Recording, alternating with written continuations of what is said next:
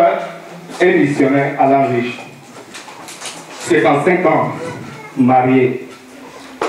Ancien sorcier de magie noire. Converti il y a 36 ans.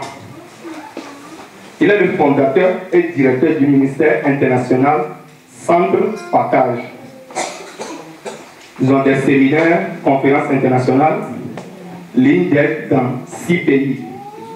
Vidéos sur Internet, 7 millions de vues. Invité de la télévision et radio française, anglaise et japonaise. Fondateur et président de télévision Jésus-Christ. Fondateur et directeur du portique de Salomon, le Centre international de salut, de guérison et de délivrance en France. Directeur international de Alain Riche Ministry en Inde. 550 pasteurs, 600 églises, 50 000 membres. Un pasteur et missionnaire, il a écrit des bouquins. Ces bouquins ont changé la vie de beaucoup de gens. Il y a des gens qui sont parmi nous aujourd'hui, c'est à cause de ces bouquins. Ils ont lu ces bouquins, ils ont vu ce que ces bouquins ont fait dans leur vie. Quand ils ont vu sur Internet que le pasteur Alain Riche est à tout, ils se sont dit, ah, ils ne vont pas rater cette occasion. Donc ils sont parmi nous. Ils sont bénis. Je vais vous présenter les bouquins du pasteur.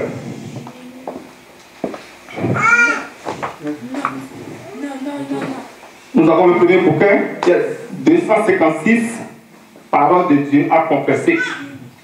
Ce sont des versets de confession. Les livres sont sur une table devant la porte. Ils sont à un prix relativement moins cher. Nous avons, pour des prières puissantes, nous avons 777 noms de Dieu révélés dans la Bible.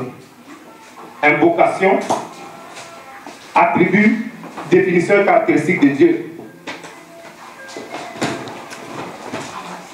Nous avons 700 prières de feu, de paroles de délivrance. Vous trouverez tous ces livres sur la table en face de la porte. Nous avons 2300 prières de délivrance. Et enfin, nous avons le livre de témoignage du pasteur qui s'appelle Dieu m'a délivré de l'occultisme.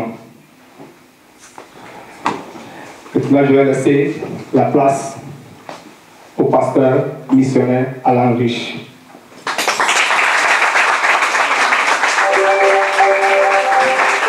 Gloire à Dieu. Alléluia. Amen. Vous m'entendez? Oui. On fait la traduction ou pas? Est-ce que vous souhaitez qu'on traduise en lingala? Non? En portugais? En anglais? D'accord. En japonais? Il n'y a pas de japonais. Qui est venu de l'extérieur à Tours? Ah, quand même. Elle est là, maman, de Paris. J'ai aucune main. Elle n'est pas là? Ah, ça va? Cadra, elle n'est pas là? Elle est partie. Ah bon? C'est dommage. Bienvenue à Tours. Amen. Amen. Dieu connaît la raison pour laquelle vous êtes venus. Amen.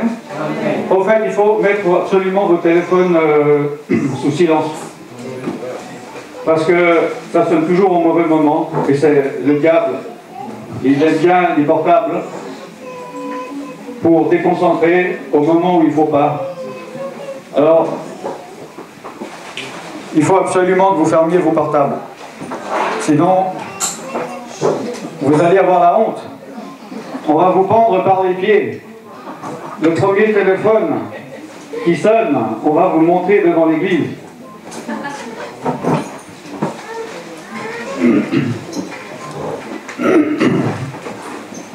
Dieu connaît ton cœur. Dieu te connaît mieux que toi-même, puisqu'il te connaissait avant que tu te connaisses. Parce que dans le ventre de ta mère, est-ce que toi tu te connaissais? Tu n'avais pas de conscience de toi-même. Tandis que Dieu savait que tu existais et te connaissait. Et tu crois te connaître, tu sais certaines choses de toi, mais il y a certaines choses que tu ne sais pas, mais Dieu sait tout. Amen. Amen. Par son esprit. L'esprit de Dieu sonde tout. Il va là où rien d'autre ne peut aller. Amen. Amen. Aucun homme, aucune femme, aucune psychologie. Vous savez, en psychologie, on dit qu'on a un conscient, on a un subconscient et on a un inconscient. Et ils disent que le subconscient, on peut aller dedans, éventuellement aller chercher des choses, faire remonter à la surface. Mais ils disent que l'inconscient, ce qui est arrivé là-dedans, plus personne ne peut aller retrouver. Mais parce qu'ils ne connaissent pas Dieu. L'Esprit de Dieu peut aller dans les profondeurs où aucune pensée humaine, aucune philosophie, aucune technique ne peut aller. Ce qui est impossible à l'homme est possible à qui? À Dieu. Amen. Et si la médecine t'a condamné, si la psychiatrie, la psychologie t'a condamné, si la société t'a condamné, t'a limité, Dieu peut aller au-delà. Amen. Amen. Amen. Moi, on m'a dit, les médecins m'ont dit des choses. Quand j'avais 42 ans, 45 ans, j'avais très mal au dos, et des fois il lâchait, et j'étais tordu pendant 10 jours, 15 jours. Pendant 4 jours, 5 jours, je ne pouvais pas bouger. J'ai été voir le médecin, je lui ai dit, qu'est-ce que vous pouvez faire pour moi? Il m'a dit, il n'y a rien à faire. Vous êtes atteint d'une maladie qui s'appelle la vieillesse. Vous êtes vieux, c'est normal. Il n'y a rien à faire, il faut apprendre à vivre avec. Et je peux vous donner des médicaments pour supporter la douleur lorsque vous aurez mal. Aussi à l'estomac, j'avais de l'acidité. Et le médecin a dit, je vous donne une pilule à prendre tous les jours. J'ai dit, jusqu'à quand? Il m'a dit, jusqu'au jour de votre enterrement. C'est à vie. Parce que ce que vous avez ne se guérit pas. Mais il ne se guérit pas par la médecine. Mais il se guérit par Dieu. Amen. Amen. Amen. Et Dieu m'a guéri de mon dos. Et Dieu m'a guéri de mon estomac. Et je ne prends pas de médicaments. Gloire à Dieu. Amen. Et Dieu peut tout. Jésus a dit qu'il en soit fait selon ta foi. Beaucoup de chrétiens, ils ne comprennent pas ce qu'est la foi. Parce que, apparemment, vous êtes une majorité de chrétiens, vous connaissez vos Bibles, non? Donc si je te dis, je prends au hasard, je dis, dis-moi ce qu'est la foi, tout le monde va dire, la foi est la ferme assurance des choses, que blablabla. Hébreux 11, verset 1. Mais ce n'est pas parce que tu connais que tu la vis. Et la foi, c'est quelque chose qui se vit. Ce n'est pas quelque chose qui se connaît. Il y a des gens, ils ne savent même pas qu'ils ont la foi. Mais ils ont la foi. Il y a des gens, ils croient avoir la foi, ils n'ont pas la foi. Vous comprenez? La foi, c'est simple. Parce que les choses de Dieu sont simples. La parole de Dieu dans les Proverbes dit que Dieu a créé l'homme droit. Mais l'homme a cherché beaucoup de détours. Oui. Et Jésus, il a dit, si vous ne redevenez pas comme des petits-enfants, vous ne pouvez pas rentrer dans le royaume de Dieu, dans le royaume des cieux. Et il y a une parole aussi qui dit que des personnes, sans arrêt, ils cherchent sans parvenir à la connaissance de la vérité. Parce que la vérité est trop simple. La vérité est très simple. Les choses de Dieu sont simples. un enfant peut comprendre. Mais si notre cœur est endurci, si notre cœur est dur, si notre cœur est tortueux, on ne peut plus comprendre. Et les choses deviennent compliquées. Dieu a donné des principes. Et ces principes sont simples. Et ils fonctionnent. Mais ils fonctionnent si nous obéissons et nous nous soumettons à lui. Mais si nous nous rebellons et nous sommes dans l'orgueil et que nous ne voulons pas nous soumettre à Dieu, là les problèmes commencent. Et nous essayons d'appliquer les commandements de Dieu, les principes de Dieu par notre propre capacité. Mais ce n'est pas possible, ce n'est que par l'Esprit de Dieu que l'on peut comprendre les choses de Dieu. Vous connaissez dans Corinthiens. C'est par l'Esprit qui nous le révèle et les a gardés pour ceux qui l'aiment. Et ceux qui l'aiment, ce sont ceux qui se soumettent à lui. Donc, tu peux être chrétien depuis 20 ans, 30 ans, 40 ans, tu ne m'impressionnes pas. L'important, c'est que tu te soumettes à Dieu et à son esprit. Et là, l'Esprit de Dieu te révèle ce qu'il faut faire. Jésus a dit qu'il y a un grand chemin et il y a un petit chemin. Vous connaissez? Un chemin large et un chemin étroit. Alors, il faut que...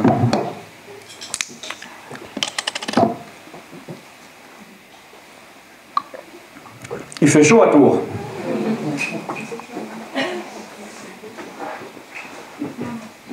Il y a un chemin large. Il y a un chemin étroit. Et le chemin large, beaucoup rentrent dans ce chemin. Et le chemin étroit, il y en a peu qui vont dessus. Vous voyez? Sur quel chemin es-tu? Il n'y a qu'un seul chemin. Jésus a dit, je suis le chemin. Et le chemin qu'il propose, c'est un chemin étroit. Et peu le trouvent.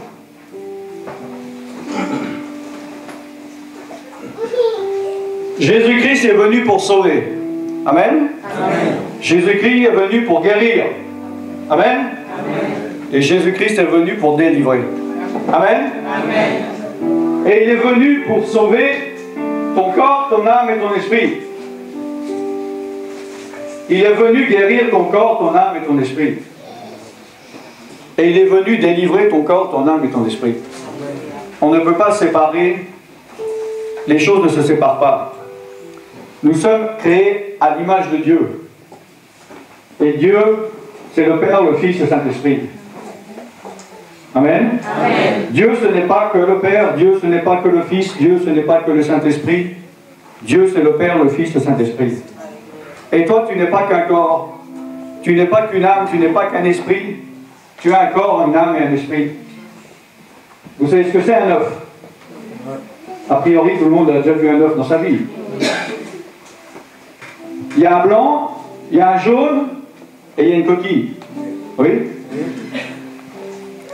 Le blanc de l'œuf, c'est pas un œuf. Je vous apprends des choses, hein? Vous n'êtes pas venu pour rien. Le jaune de l'œuf, c'est pas un œuf, c'est un jaune d'œuf. Et la coquille, c'est pas un œuf, c'est la coquille d'œuf. Un œuf, c'est la totalité. Vous êtes d'accord? Si vous dites à quelqu'un, apporte-moi un œuf, et il apporte une coquille, est-ce que tu vas dire merci beaucoup pour l'œuf? Tu vas dire, mais je ne t'ai pas demandé une coquille d'œuf, je t'ai demandé un œuf. Jésus il est venu te sauver, te guérir et te délivrer complètement. Il est dit dans Jean 8, celui que le Fils libère est réellement libre, totalement, complètement libre. Et il est venu pour te rétablir complètement. Maintenant, dans les choses, la chose la plus importante, parce que nous sommes dans un séminaire de délivrance, oui? Donc j'imagine que soit tu t'intéresses à ce sujet, ou bien tu as besoin de délivrance.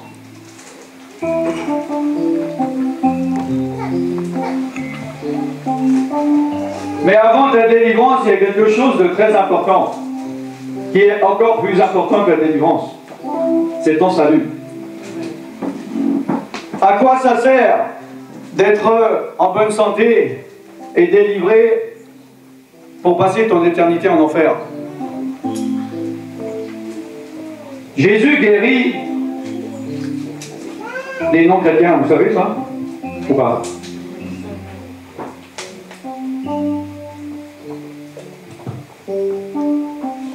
Il y a des non-chrétiens qui demandent la délivrance à Jésus. Mais le plus important, c'est d'être sûr que tu sois sauvé. Il y en a pour qui c'est abstrait. Pour moi, c'est pas abstrait. Qui ne connaît pas mon témoignage? Qui n'a jamais entendu parler de mon témoignage? Bon, il y en a peu. Vous savez ce que c'est une expérience de mort imminente? Une NDE, Near Death Experience, une EMI, expérience de mort imminente. C'est des personnes, quand tu décèdes, tu commences le processus de la mort. C'est-à-dire, qu'est-ce qui se passe? Tu sors de ton corps. C'est reconnu et étudié, ils le savent dans les hôpitaux. Parce que des gens, ils disent, j'étais en arrêt cardiaque, mais moi, j'ai été dans la pièce d'à côté, j'ai vu des choses, j'ai entendu les médecins parler, et ce n'aurait pas été possible autrement, parce que le corps, il était trop loin. Il a dit qu'il est monté dans les étages. Et ça confirme ce que la parole dit, la parole de Dieu. Parce qu'il a dit, souviens-toi de ton Créateur, avant que ton corps retourne à la terre, oui, d'où il est venu, et que ton esprit retourne à celui qui t'a créé. Amen. Tu n'es pas qu'un morceau de viande avec des os. Ça va passer. Tu es né et tu vas mourir. À moins que tu sois enlevé avant. Mais normalement, s'il n'y a pas l'enlèvement, tout le monde ici, on va finir quelque part sur la terre, en poussière. Mais vos âmes, ton esprit, il est éternel, il est incorruptible. Tu ne peux pas tuer ton esprit. Parce qu'il a créé, Dieu a créé une âme éternelle. Il a dit, il a créé Adam. Il a pris de la poussière et il a fait son corps. Mais ensuite, il a soufflé dans ses narines et il est devenu une âme vivante. Une anima. Oui. Et cette âme est éternelle. Et les actions que tu fais ici-bas ont des conséquences pour ton éternité. Et une fois que tu es mort, tu ne peux plus rien changer. La parole de Dieu dit qu'on ne vit qu'une fois. Ensuite vient quoi? Non. Pardon? Le jugement. On passera devant le tribunal de Christ. Il y a le tribunal de Christ à la fin des temps. Amen. Vous me dites si vous n'avez pas ça dans votre Bible. J'achèterai une Bible si vous avez arraché ces pages.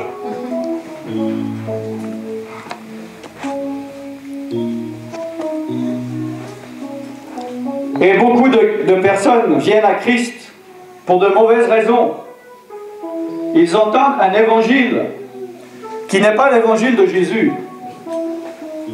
Ils entendent un évangile qui dit simplement: tu as des problèmes, viens à Jésus, il va te les résoudre.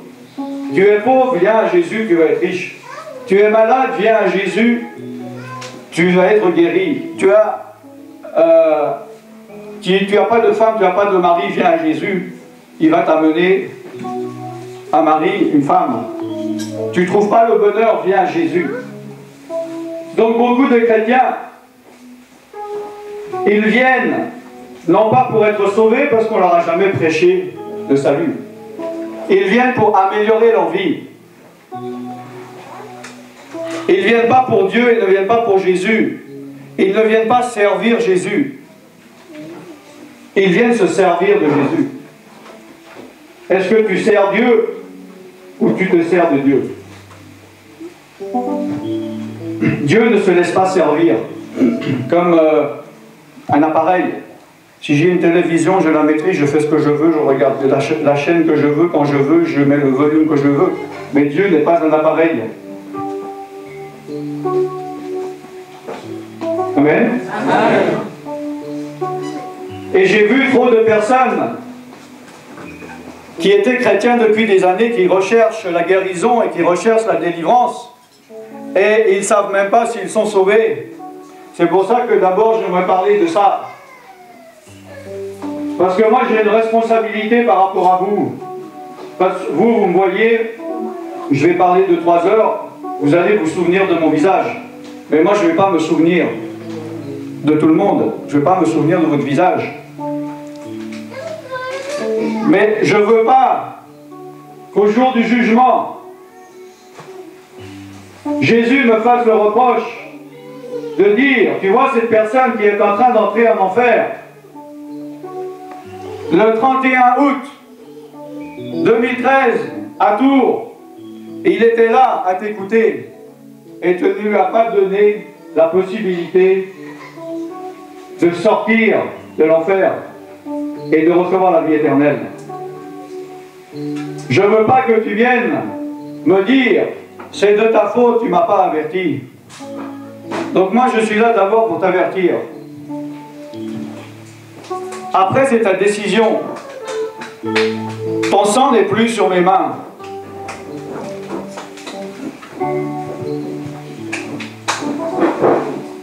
Moi je sais ce que c'est après la mort parce que j'ai vécu cette expérience.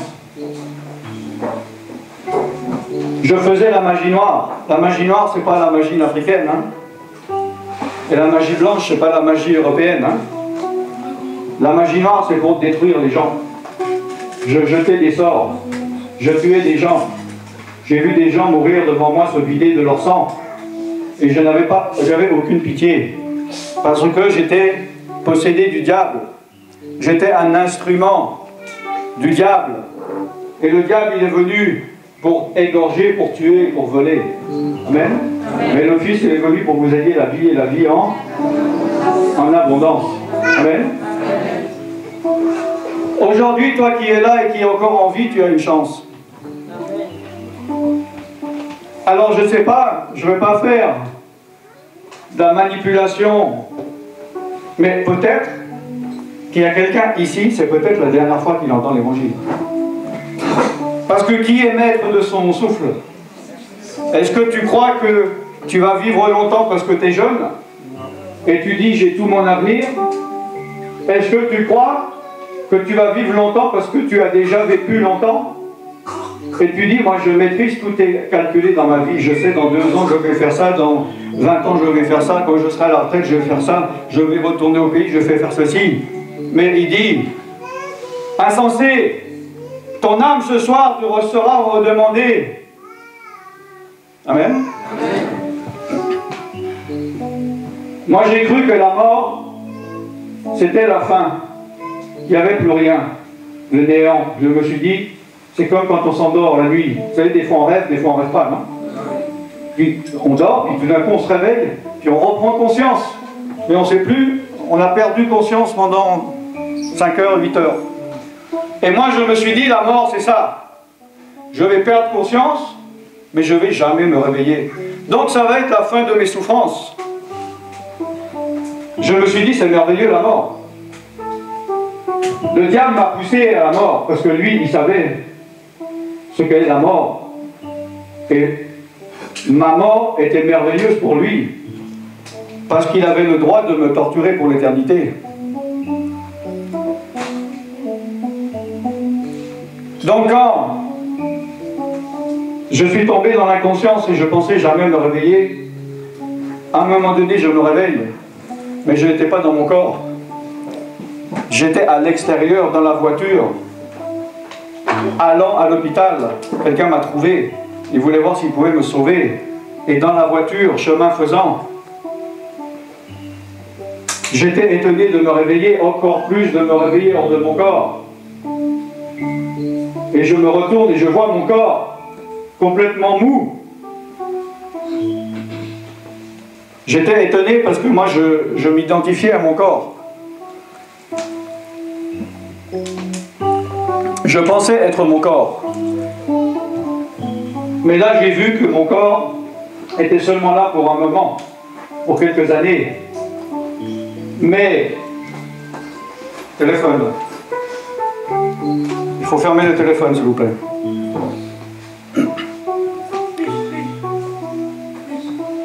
J'étais étonné de voir que j'étais une âme éternelle.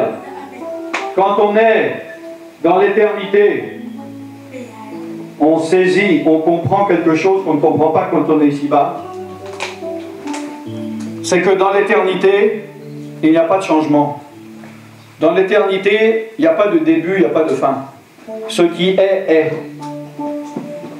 On ne saisit pas quand on est ici, parce que ici, on est dans une sensation qu'on peut tout changer. Tout ce qui commence a une fin, comme a dit l'Ecclésiaste. Oui. On peut essayer d'améliorer, on peut essayer de changer.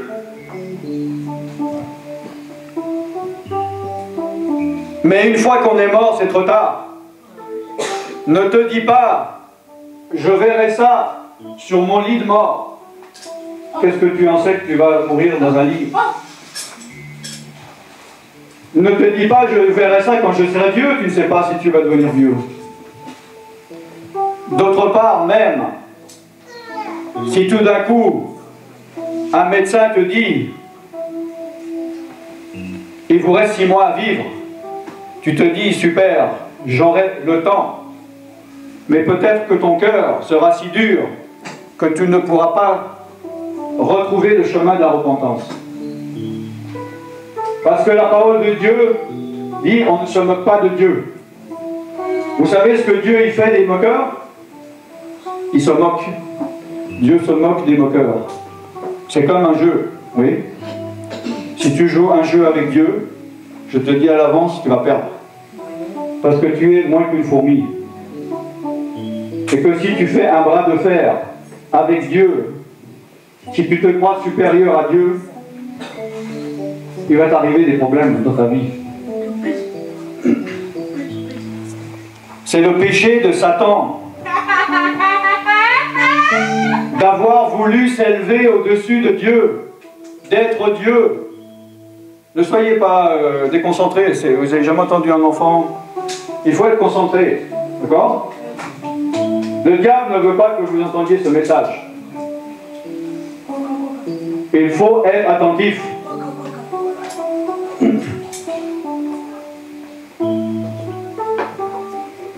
Donc j'étais en dehors de mon corps et je me suis dit, ok, c'est fini ce corps ici. Et j'étais attiré, parce qu'on ne peut pas rester. Et là j'ai vu des démons qui m'attendaient pour me torturer. Et ces démons n'avaient pas l'allure que je voyais qu'ils avaient quand j'étais ici-bas. Ils s'étaient déguisés. Lorsque j'étais en relation avec eux, ici-bas, ils ne paraissaient pas aussi méchants et cruels qu'ils ne l'étaient.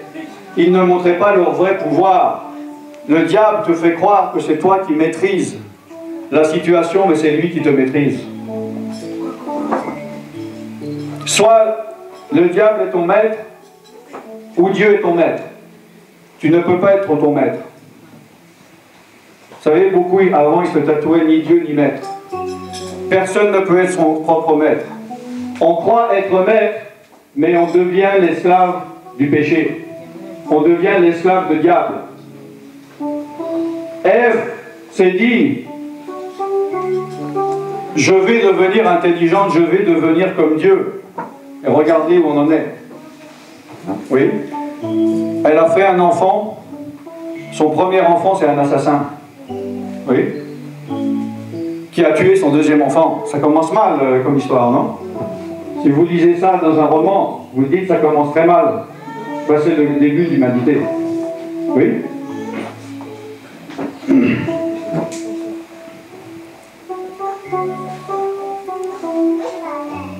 Et j'ai vu ces démons qui m'attendaient pour me torturer. Et comme je le dis, on ne peut plus rien changer. On ne vit qu'une fois, après quoi vient le jugement.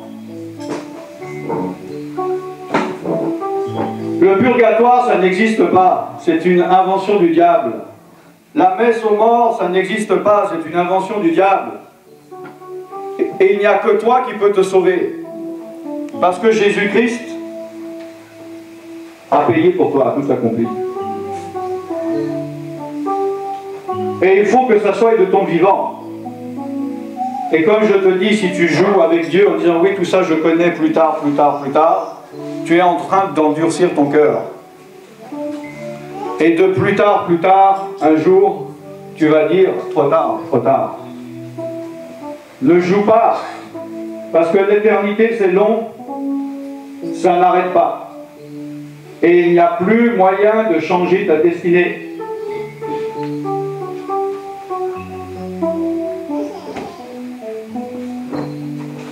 Il faut d'abord venir à Dieu pour être sauvé.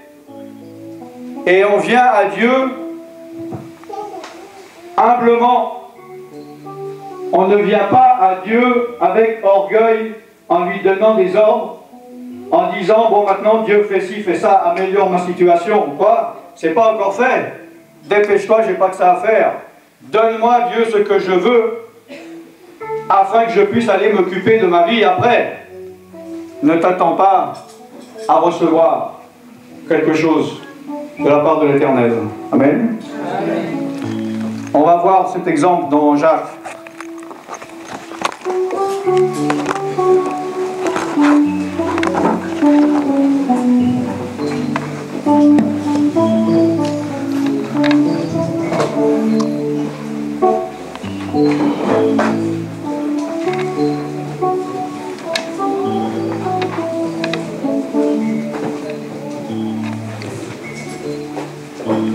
Jacques chapitre 4.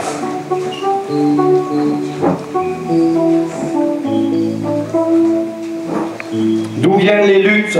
D'où viennent les querelles parmi vous? N'est-ce pas de vos passions qui combattent dans vos membres? Tu convoites et tu ne possèdes pas. C'est-à-dire tu veux des choses mais ça n'arrive pas. Tu es meurtrier, tu es envieux et tu ne peux pas obtenir. Tu as des querelles et tu as des luttes et tu ne possèdes pas parce que tu ne demandes pas. Et si tu demandes, tu ne reçois même pas parce que tu demandes mal dans le but de satisfaire tes passions. Adultère que tu es, ne sais-tu pas que l'amour du monde est inimitié contre Dieu? C'est-à-dire, on ne peut pas mélanger les deux. Si tu veux être ami du monde, tu te rends ennemi de Dieu. C'est avec jalousie que Dieu chérit l'esprit qu'il a fait habiter en toi.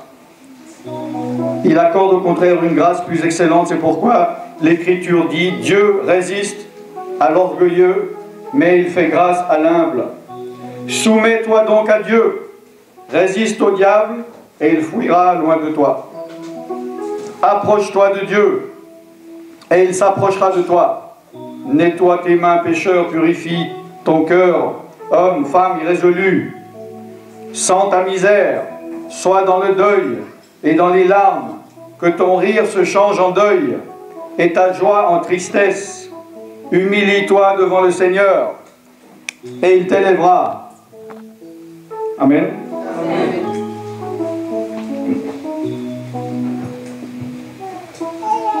Pour être sauvé, tu peux avoir l'assurance du salut. Pour être sauvé, tu comprends? La Bible dit, si tu crois et si tu es baptisé, tu seras sauvé.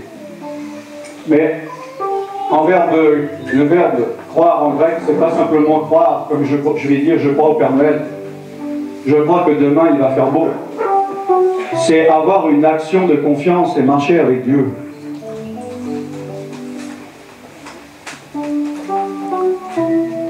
Il faut obéir à Dieu. La Bible dit que Dieu donne son esprit à qui? À ceux qui lui obéissent. C'est l'esprit de Dieu qui convainc de péché, de justice et de jugement. Donc c'est le rôle de l'esprit de Dieu de te faire comprendre ces choses. Il est dit que nul ne peut venir à Jésus s'il n'est attiré par le Père. Et nul ne peut connaître le Père s'il n'est pas révélé par le Fils. Donc, si maintenant même, au début de ce message, tu résistes déjà, non pas à ce que je dis parce que je suis qu'un homme, mais à ce que l'Esprit de Dieu te montre dans ton cœur, et que déjà maintenant, tu es en train de résister et d'essayer de combattre ce que l'Esprit de Dieu est en train de te demander de faire. Ne t'attends pas à être guéri ou délivré dans une heure. Dieu fait grâce aux humbles, mais il résiste aux orgueilleux. Si tu es orgueilleux maintenant devant Dieu, Dieu te résiste. Tu peux faire le tour de la terre, de tous les ministères, demander la guérison, demander la délivrance, elle ne viendra pas. Car le salut vient de l'Éternel. Amen. L'oreille de Dieu n'est pas sourde, et le bras de l'Éternel n'est pas trop court pour te sauver, mais ce sont tes péchés qui mettent une séparation entre toi et lui. Je viens de lire qu'il est dit « Approche-toi de Dieu et s'approchera de toi ». Alors que toi, peut-être, tu es là à donner un ordre à Dieu et dire « Dieu, approche-toi de moi et fais ceci et fais cela ».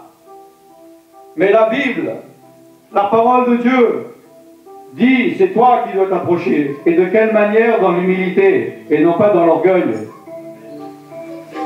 Si tu résistes à la parole, tu résistes à Dieu. Tu ne peux pas dire « Je me soumets à Dieu, mais je ne me soumets pas à sa parole ». Tu ne peux pas dire, il est dit,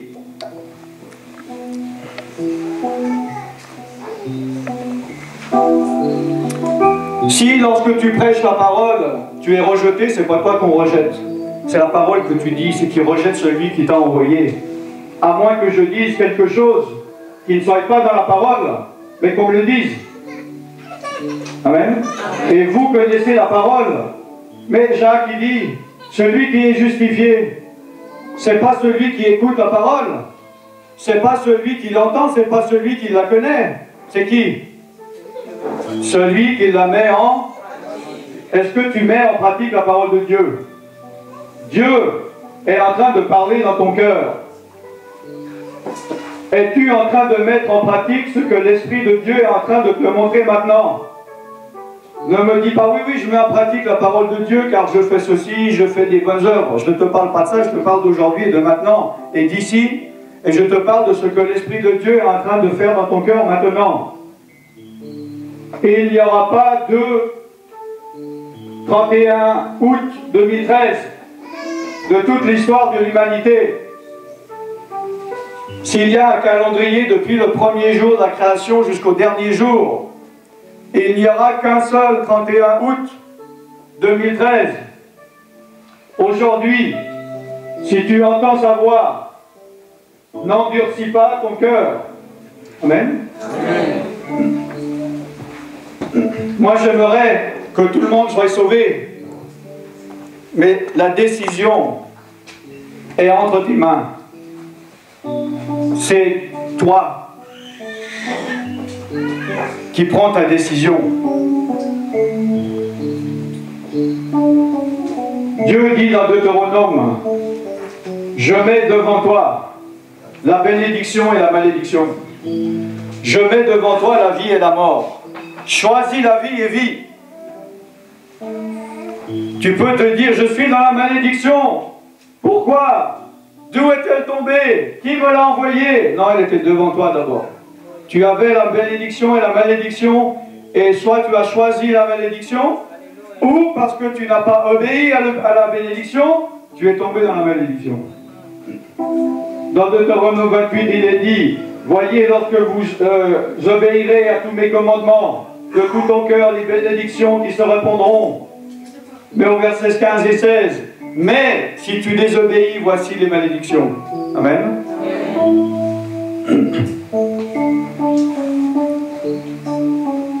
Un jour, il va y avoir le jour du jugement. Tout le monde va y passer. Il y aura deux jugements, vous savez ou pas?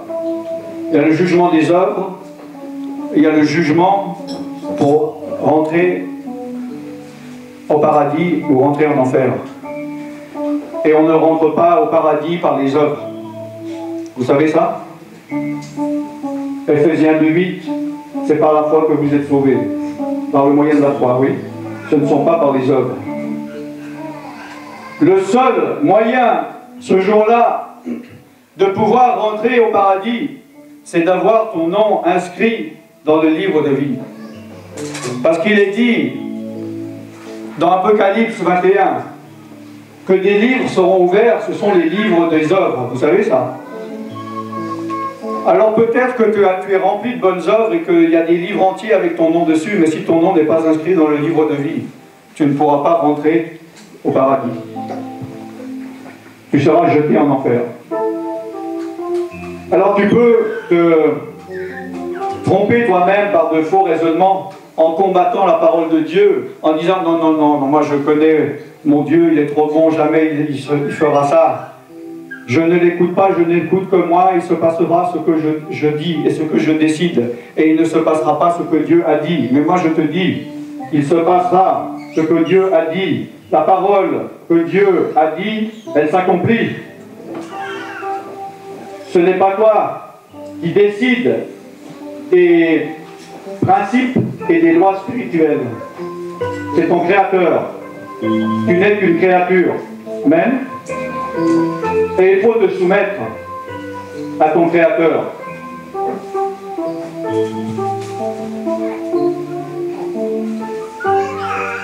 Peut-être tu te dis, c'est long ce message, je ne suis pas venu pour ça. Mais moi j'ai la responsabilité pour être tranquille. Et que si Jésus lui dit, tu vois, là il y a un groupe qui était à Tours le 31 août 2013, je dis, c'est pas mon problème. Amen. Donc je veux te donner la possibilité, si tu n'as jamais pris la décision, de prendre la décision ce soir, si tu l'as reportée, si tu as dit oui je sais, je la prendrai plus tard. Vous savez, la résistance est aussi coupable que la désobéissance. On peut dire je désobéis aujourd'hui, mais c'est plus facile de se dire non, non, je ne désobéis pas, je n'obéis pas, mais j'obéirai demain. Tu te trompes par des faux raisonnements. C'est une désobéissance. Et c'est aussi grave que la magie et la sorcellerie. Il n'est pas dit dans Samuel? Oui. Donc tu vas me dire, moi je suis plein de problèmes, j'ai plein de malédictions, je ne comprends pas. J'ai jamais fait de sorcellerie. Mais si tu es dans la désobéissance ou la résistance, c'est le même tarif, c'est le même prix. Comment?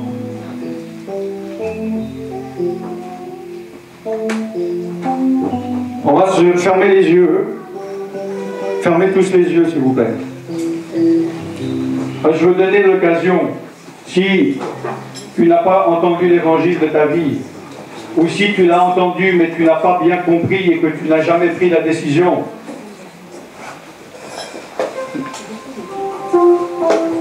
je t'encourage vivement à prendre cette décision ce soir entre toi et Dieu. J'ai dit tout le monde de fermer les yeux parce que c'est entre toi et Dieu. Moi ça m'est égal, je ne te connais pas. Obéis à ce que l'Esprit de Dieu t'a montré et t'a parlé maintenant.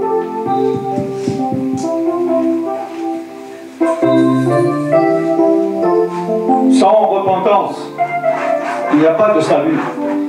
Se repentir, c'est pas seulement regretter, c'est se détourner. C'est pas simplement dire oui Jésus, je regrette de faire ceci, d'avoir fait cela. Mais il faut que tu t'en détournes. Il faut que tu implores à Dieu, demande pardon. Si tu comprenais la fragilité de ta vie et le risque que tu encours, si tu n'es pas prêt, tu te jetterais à genoux en suppliant à Dieu. Confesse tes péchés à Dieu, demande pardon à Dieu, demande-lui. Dans 1 Jean 8, il est dit, si vous confessez vos péchés, il est fidèle et juste pour vous pardonner, vous purifier de toute iniquité. Repentez-vous. Repens-toi afin qu'un temps de rafraîchissement vienne sur toi. Humilie-toi devant Dieu et t'élèvera en temps voulu. Parle devant ton Dieu. Fais ce que tu as à faire, tu sais ce que tu dois faire. Soumets-toi ou résiste. Tu ne peux pas avoir un pied dans le monde et un pied dans l'église. Tu ne peux pas servir à moitié le diable et à moitié Dieu. Il est dit, hommes et femmes irrésolus, ne sois pas irrésolus. Prends ta décision. Que chacun qui soit là ce soir, que je le retrouve au paradis. Nous ferons une réunion. On se dira, nous étions tous le 31 août 2013 à Tours et j'ai obéi. Qu'on ne dise pas, mais où est celui-ci? Et qu'on dise, ben, celui-là, il a fait semblant de faire une prière, mais dans son cœur, il a désobéi à Dieu. Mets-toi en ordre devant Dieu si aujourd'hui tu entends sa voix. N'endurcis pas ton cœur.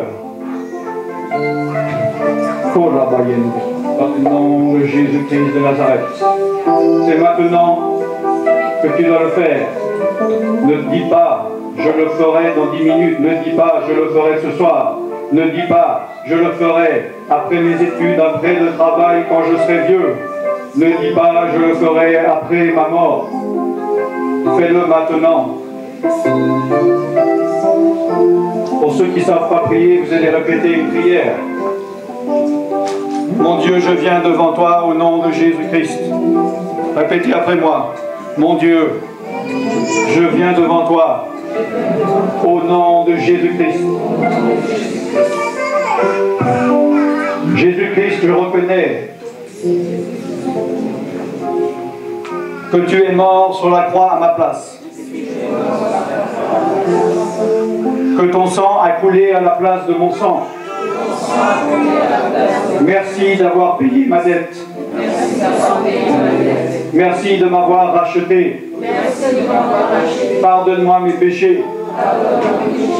Je veux m'en détourner. Je veux obéir à ta parole.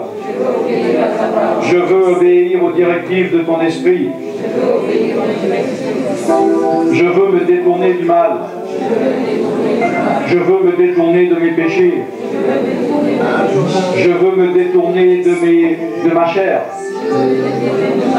Je veux me détourner des penchants de mon cœur. Crée en moi un esprit bien disposé.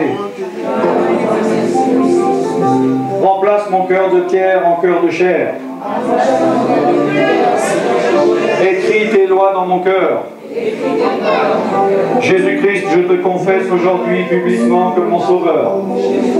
Je te confesse aujourd'hui publiquement comme mon sauveur. Jésus-Christ, je te confesse aujourd'hui publiquement comme mon Seigneur.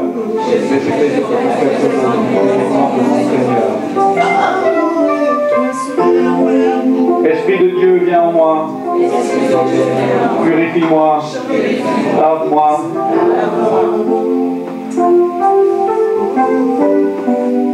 Dans le nom de Jésus-Christ de Nazareth.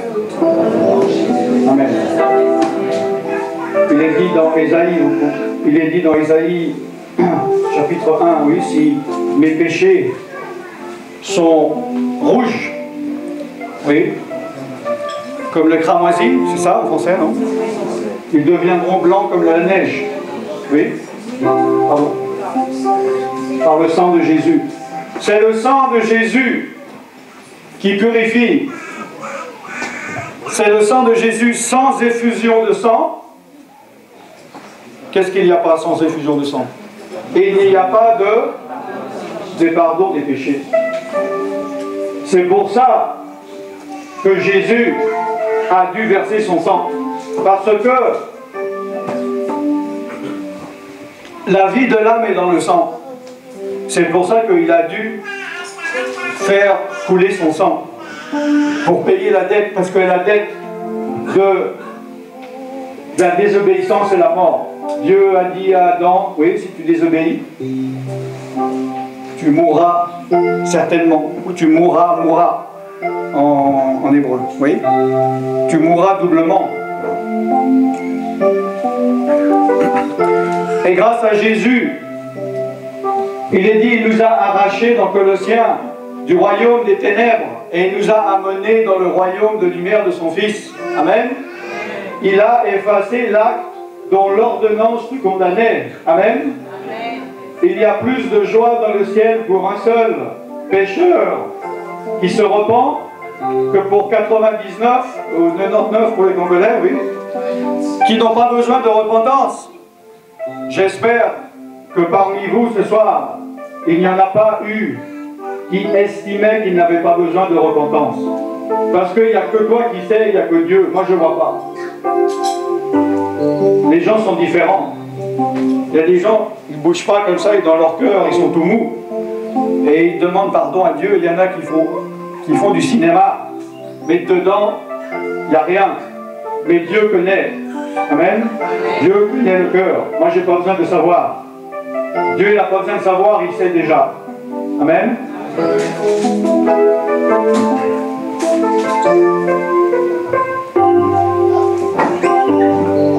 On va faire une chanson en français où on parle de du sang de Jésus. Par exemple, c'est le sang qui purifie. Vous connaissez? On fait une chanson simple pour conclure sur cette affaire par rapport au...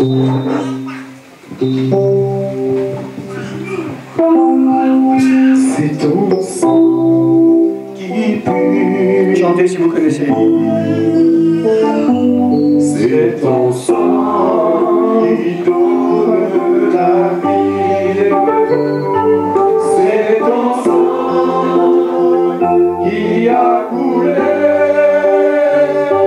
Oui, ton sang précieux m'a racheté. Je suis plus blanc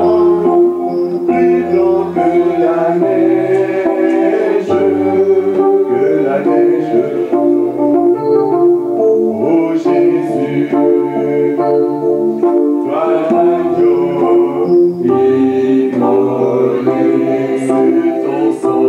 c'est ton sang qui purifie.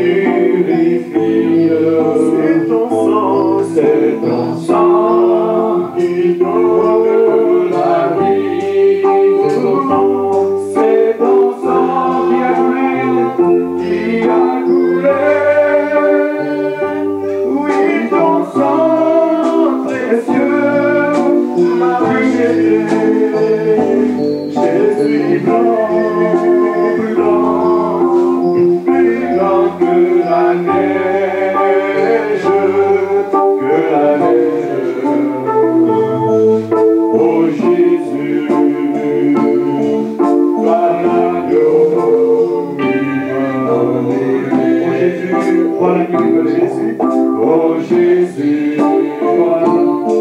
toi l'agneau immolé. Oh Jésus, oh Jésus, toi l'agneau immolé. Oh Jésus, l'agneau, toi l'agneau immolé. Oh Jésus, toi l'agneau immolé. Oh Jésus, toi l'agneau immolé. Applaudissements à Jésus. Vous pouvez vous asseoir. J'espère qu'aujourd'hui, des noms viennent de s'ajouter dans le livre de vie. Amen. Amen. Bon, le salut c'est fait. Amen. Amen. Celui qui devait être sauvé l'est. Amen. Celui qui n'a pas voulu ne l'a pas été. Amen. Amen. La vie et la mort est devant toi. Choisis la vie et vie. Amen.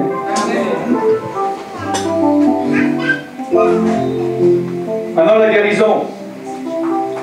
La guérison du corps. Jésus-Christ a porté sur la croix toute notre maladie, toutes nos maladies. Amen. Amen. Par ses meurtrissures, je suis guéri. Dis, par ses meurtrissures, je suis guéri. Par tes meurtrissures, Jésus, dis, par tes meurtrissures, Jésus, je suis guéri. Je suis guéri. La parole de Dieu dit qu'il en soit fait selon ta foi. Maintenant, tu peux confesser et pas croire. C'est facile de confesser, c'est facile de connaître. Il y a plein de personnes qui disent « Oui, oui, oui, je crois que Jésus m'a guéri. » On prie pour eux et on dit « Es-tu guéri ?»« Oh, je ne sais pas. » Ou bien « Non. » Donc, ils contredisent ce qu'ils disent. Ou plutôt, c'est que leurs paroles contredisent ce qu'ils pensent. Vous voyez la différence? Et dans les choses spirituelles, ce n'est pas ce que tu dis, mais ce que tu penses. Parce que c'est de l'abondance que la bouche. Et il est facile de répéter des choses, même les prières qu'on fait, mais Dieu connaît ton cœur. Amen. Dieu veut guérir évidemment ton corps, mais il veut aussi guérir ton âme. Dans Ésaïe 61, versets 1 à 3, il est dit que Jésus est venu pour délivrer les captifs, libérer les prisonniers et guérir. Guérir qui? Non, pas les malades. Et guérir qui? Pardon? Moi j'entends pas, mais c'est les cœurs brisés. Regardez dans Ésaïe 61, verset 1 à 3, Jésus est venu pour guérir les cœurs brisés. Vous n'avez pas besoin de regarder maintenant, mais regardez chez vous. C'est un verset très important. Il l'a même dans Luc, il l'a lu. Amen.